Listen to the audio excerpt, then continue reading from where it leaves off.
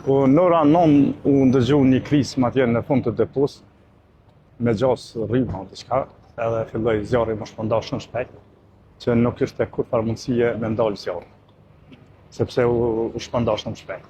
Jo, njerëz fatmirësisht nuk ka pas dëme fare, edhe jem shumë të lumtur që se patëm asnjë viktim.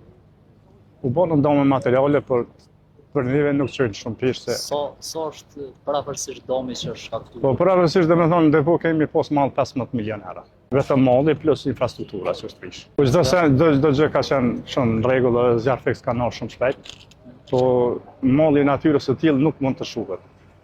Do të thonë, edhe depo tjera, mall druri, edhe ngjyra, llaçe, këto janë të natyrës, të karburanteve, të që jo në Kosovë, po në asnjë shtet tjetër nuk tentohet mu shkym, tentohet mu rujt ambienti para.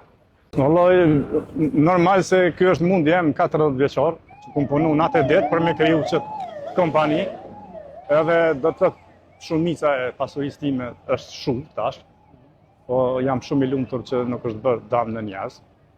Asaj përket këtyre dëmeve besoj që i kompenzojmë shpejt, se kemi edhe bashkëpunëtor shumë të mirë, na lajmëruan tash gjithë bashkëpunëtorët tonë për shteteve ndryshme të botës më na dhonë ndihma, ndryshme që më na pak a shumë më na lehtësu.